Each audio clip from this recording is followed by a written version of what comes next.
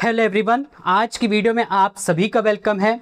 आज हम लोग लीनियर इक्वेशन की एक्सरसाइज 4.2 को सॉल्व करने वाले हैं।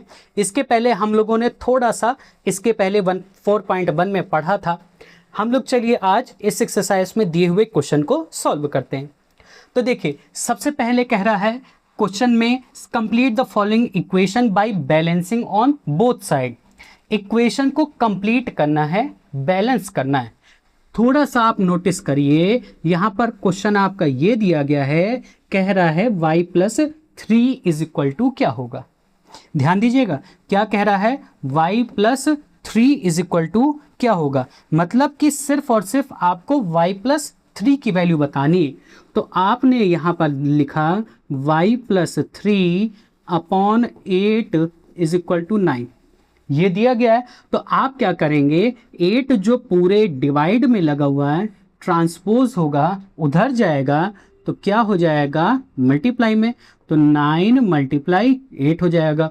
तो यानी y+3 इज इक्वल टू 9 8 जा 72 हो गया। तो मतलब कि y+3 की वैल्यू आपकी क्या आ गई, 72, यानी कि यही आपका आंसर आ गया। आई बात समझ में। इसी तरह से आपको सारे क्वेश्चन कर लेने। इसमें ये भी सेम टू सेम है, कह रहा है 2t+3 की वैल्यू क्या होगी। फिर वही चीज, सिर्फ मैं 7 इधर ले जाऊंगा, 14 × 7 करूंगा, 14 7 जा 98 हो जाएगा। मतलब इसका आंसर क्या आ जाएगा, इज इक्वल टू 98 आ जाएगा।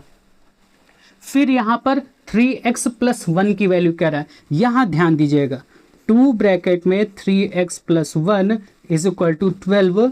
3x+1 यानी सिर्फ इसकी वैल्यू पूछ रहा है।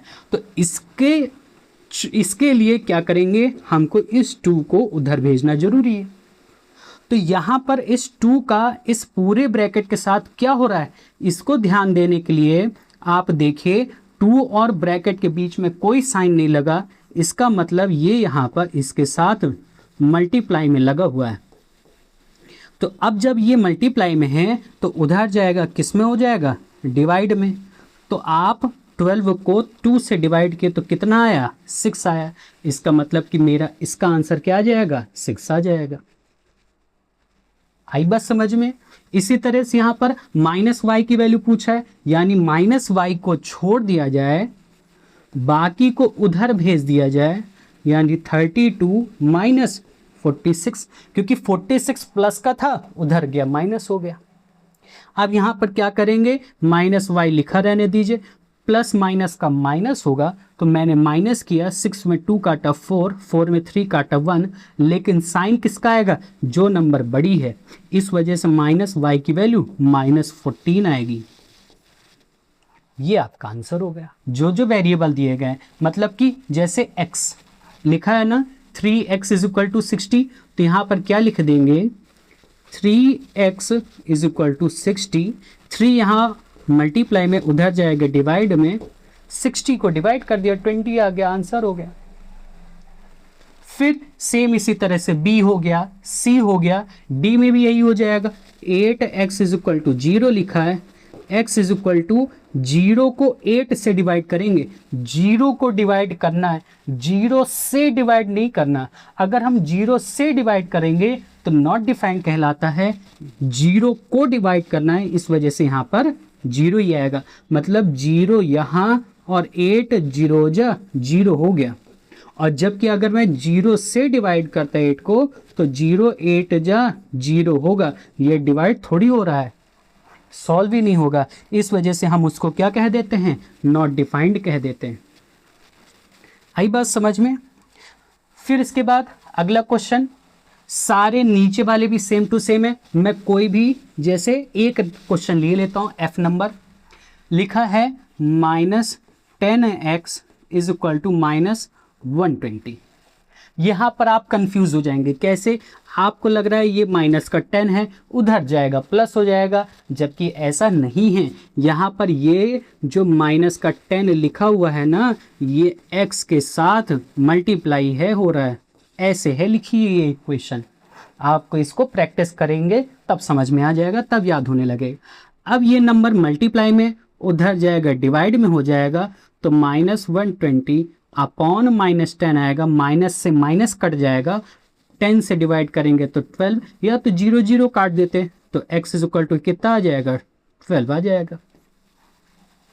सेम ऐसे ही अगला भी कर लेते, उसमें भी ऐसे ही होगा, जैसे -4x इज इक्वल टू -16 है ना, तो x इज इक्वल टू ये -16 अपॉन -4 होगा। आई बात समझ में? अब आपको लग रहा होगा कि हमको कई बार गलत ना हो जाएगा, कई बार ये -4 उधर जाके प्लस हो जाता है ना, वो पता है कैसा दिखता, यहाँ पर वो ऐसे लिखा रहता -4 + x इज इक्वल टू -16। अब ये -4 उधर जाएगा तब प्लस में होगा। तो जब ऐसी इक्वेशन लिखी रहती, वेरिएबल और नंबर के बीच में कोई साइन लगा रहता, तब उसको हम ऐसे ऑपरेट करते। जब वेरिएबल और नंबर के बीच में कोई साइन नहीं लगा रहता, उसको हम लोग हमेशा मल्टीप्लाई में लेते हैं। आगे बात समझ में? तो इस चीज का आपको ध्यान देना पड़ेगा।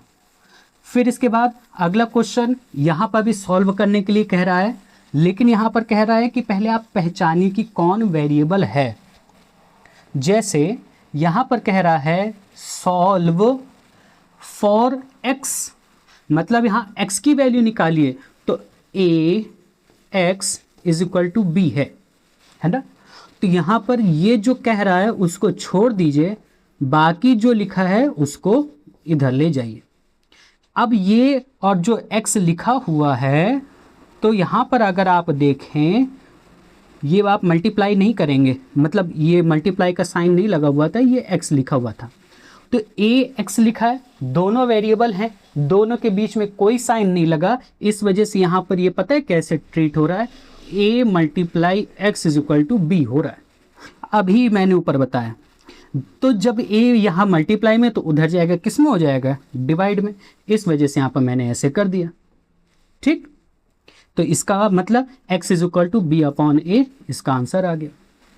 फिर यहाँ पर फॉर n, तो n की वैल्यू कह रहा है, तो capital M is equal to NH, तो यानी n मल्टीप्लाई h, n की वैल्यू कह रहा है, n को छोड़ दीजिए, h यहाँ मल्टीप्लाई में ही है क्योंकि कोई साइन नहीं लगा, मल्टीप्लाई में इधर आएगा, किस में हो जाएगा, डिवाइड में हो जाएगा।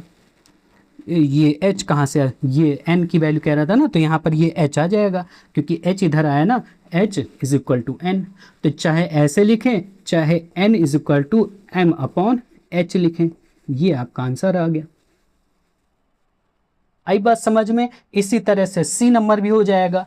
D नंबर में देखेंगे तो R कह रहा है, तो R को छोड़ के PRT कह रहा है ना, तो सब यहाँ मल्टीप्लाई में है, तो यहाँ पर P × R × T ऐसे लिखा है।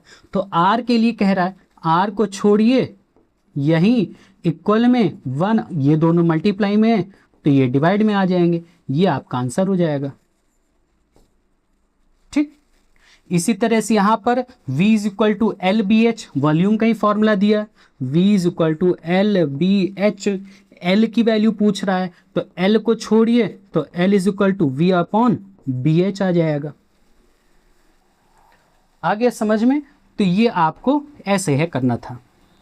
ठीक, फिर इसके बाद अगला क्वेश्चन, अगले क्वेश्चन में आपको सिंपल सा x की वैल्यू निकालनी है, सॉल्व कर देते हैं और आपकी एक्सरसाइज कंप्लीट हो जाएगी। तो देखिएगा, बहुत सिंपल सा है, यहाँ पर x upon 6 is equal to 8 है, 6 यहाँ डिवाइड में है, उधर जाएगा मल्टीप्लाई हो जाएगा, 8 6 जा 48 आंसर। यहाँ पर x upon 4 is equal to 1 upon 4 है, तो यहाँ 4 डिवाइड में, वहाँ जाएगा तो मल्टीप्लाई में होगा, 4 1 जा 4 कैंसिल हो गया, 1 1 जा 1 आंसर आ गया। यहाँ पर -3 भी डिवाइड में है, उधर जाएगा तो मल्टीप्लाई हो जाएगा, लेकिन यहाँ पर ब्रैकेट यूज़ करेंगे क्योंकि कोई दो ऑपरेटर एक साथ नहीं लिखे जाएंगे। 4 3 जा 12 और प्लस माइनस का साइन है तो माइनस आ जाएगा। अगला वाला भी C नंबर की तरह सेम ऐसे सॉल्व हो जाएगा। आगे बात समझ में? इसके बाद अगला क्वेश्चन, लास्ट क्वेश्चन सेम इसी तरह से है, उसको भी ख़त्म कर लेते हैं। यहाँ लिखा है 2/3x is equal to 24, x को छोड़ा हमने, 24 जो लिखा था लिखा रहने दीजिए, 3 डिवाइड में था, उधर गया मल्टीप्लाई में हो गया, 2 यहाँ मल्टीप्लाई में है या ऊपर है, तो इधर जाएगा तो कहाँ हो जाएगा, डिवाइड में या तो नीचे। इसको हम लोग कई बार पता है क्या कह देते हैं, क्रॉस मल्टीप्लिकेशन। क्या कह देते हैं, क्रॉस मल्टीप्लिकेशन। आगे बात समझ में, यानी कि नीचे का मल्टीप्लाई ऊपर हो जाता है और ऊपर का मल्टीप्लाई नीचे हो जाया करता है। यहाँ पर कुछ नहीं रहता तो मैं 1 मान लिया, कोई प्रॉब्लम नहीं। अब 2 से मैंने काटा, ये 12 टाइम्स में कट जाएगा, x इज इक्वल टू 12 3 जा 36 आंसर आ जाएगा। ठीक, अब b और c में कोई एक क्वेश्चन कर लेते हैं, बाकी एक आपने अपने मन से कर लीजिएगा। तो यहाँ पर 3 minus Y upon 4 is equal to 9 है। पहले 4 डिवाइड में, उधर जाइए मल्टीप्लाई कराइए, तो क्या हो जाएगा, 36 हो जाएगा।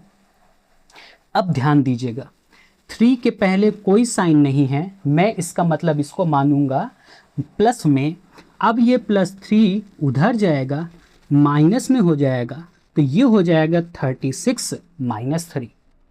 अब minus Y is equal to 33 आया। थोड़ा सा ध्यान दीजिएगा, अभी आंसर नहीं आया आपका, ये माइनस वाई की वैल्यू है।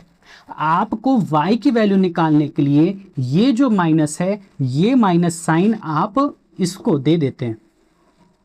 ये नहीं होता कि ये माइनस उधर जाएगा प्लस हो जाएगा, ऐसा नहीं करते हैं। या तो आप ऐसा करिए, माइनस वाई उधर जाएगा प्लस वाई हो जाएगा, प्लस 33 इधर जाएगा तो माइनस 33 हो जाएगा।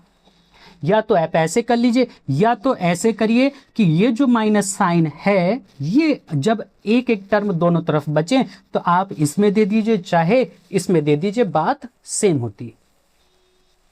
आगे बात समझ में, तो आपका ये इसका आंसर हो गया। चलिए अच्छा, एक क्वेश्चन और लास्ट बचा, उसको मैं क्यों छोड़ूं, इसको मैं बता देता हूँ। x प्लस 2/5 इज इक्वल टू 20 है, 5 डिवाइड में है, उधर जाएगा तो मल्टीप्लाई में हो जाएगा, 25 जा 100, फिर +2 उधर जाएगा तो माइनस हो जाएगा, तो यहाँ माइनस कर दिया तो मेरा आंसर 98 आ गया। क्या आ गया, 98 आ गया। बस आपकी एक्सरसाइज फिनिश हो गई। आ गया समझ में? तो मुझको लगता है आज के लिए इतना काफ़ी है। हम लोग फिर मिलेंगे नेक्स्ट वीडियो में इसी टॉपिक के साथ। तब तक के लिए टेक केयर, गुड बाय।